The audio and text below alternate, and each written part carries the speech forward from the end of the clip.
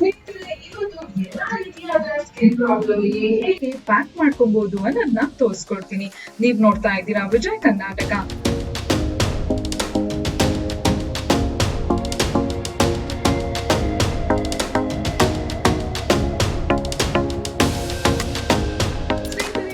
ಶ್ರೀಗಂಧದ ಪುಡಿನ ಬಳಸಿ ನಾವು ಪ್ಯಾಕ್ ಮಾಡ್ಕೊಳ್ತಾ ಇದೀವಿ.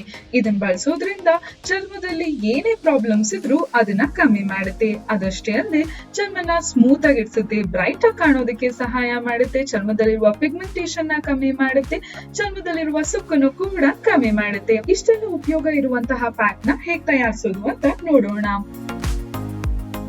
ಮೊದಲಾಗಿ ಈ ಪ್ಯಾಕ್ ಮಾಡೋದಕ್ಕೆ ಏನೆಲ್ಲ ಬೇಕು ಅಂತ ತೋರಿಸ್ತೀನಿ. ನಮಗೆ ಬೇಕಾಗಿರೋದು ಶ್ರೀಗಂಧದ ಪುಡಿ, ಮುಲ್ತಾನಿ ಮಿಟ್ಟಿ, ಆಮೇಲೆ ಮೊಸರು.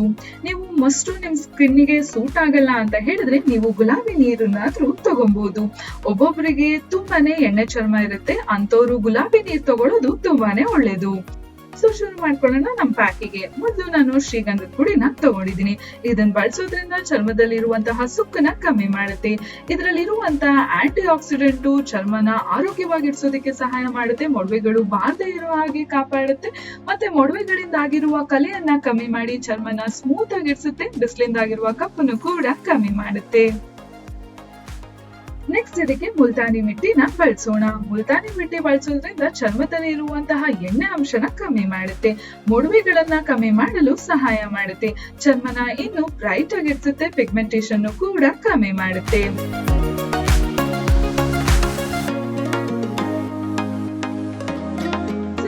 ಪುಡಿನೂ ಚೆನ್ನಾಗಿ ಮಿಕ್ಸ್ ಆದ್ಮೇಲೆ ಮೊಸರನ್ನ ಹಾಕೊಳ್ಳೋಣ. ಮೊಸರು ಬಳಸೋದ್ರಿಂದ ಚರ್ಮದಲ್ಲಿರುವ ಕೊಳೆನ ಸುಲಭವಾಗಿ ಹೊರಗೆ ತೆಗೆಯುತ್ತೆ, ಚರ್ಮಗೆ ಒಳ್ಳೆ ಮಾಯಿಶ್ಚರೈಸ್ ಕೊಡುತ್ತೆ, ಹೈಡ್ರೇಟ್ ಆಗಿಡ್ಸೋದಕ್ಕೆ ಸಹಾಯ ಮಾಡುತ್ತೆ, ಚರ್ಮದ ಎಲಾಸ್ಟಿಸಿಟಿನ ಕಾಪಾಡುತ್ತೆ, ಪೋರ್ಸ್ ಗಳನ್ನ ಟೈಟನ್ ಆಗಿಡ್ಸೋದಕ್ಕೆ ಸಹಾಯ ಮಾಡುತ್ತೆ, ಚರ್ಮದಲ್ಲಾಗುವ ಸುಕ್ಕನ್ನ ಕಮ್ಮಿ ಮಾಡುತ್ತೆ, ಡಲ್ನೆಸ್ ಪಿಗ್ಮೆಂಟೇಷನ್ ಕೂಡ ಕಮ್ಮಿ ಮಾಡಿ ಚರ್ಮದಲ್ಲಿರುವ ಡಲ್ನೆಸ್ ನ ಮತ್ತೆ ಪಿಗ್ಮೆಂಟೇಷನ್ ಕಮ್ಮಿ ಮಾಡಿ ಕಣ್ಸುತ್ತಾ ಇರೋ ಕಪ್ಪನ್ನು ಕೂಡ ಕಮ್ಮಿ ಮಾಡುತ್ತೆ.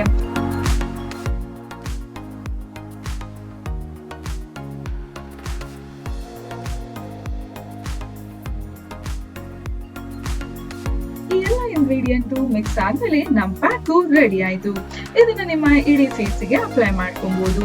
ಇಡೀ ಫೇಸಿಗೆ ಅಪ್ಲೈ ಮಾಡಕ್ಕೂ ಮುನ್ನ ಮೊದಲು ಪ್ಯಾಚ್ ಟೆಸ್ಟ್ ಮಾಡ್ಕೊಳ್ಳಿ. ಸೊ ಏನು ಇರಿಟೇಟು ಇಲ್ಲ ಅಂತ ಹೇಳಿದ್ರೆ, ತುರಿಕೆ ಆಗ್ತಿಲ್ಲ ಅಂತ ಹೇಳಿದಾಗ ನಿಮ್ ಫೇಸಿಗೆ ಅಪ್ಲೈ ಮಾಡ್ಬಿಟ್ಟು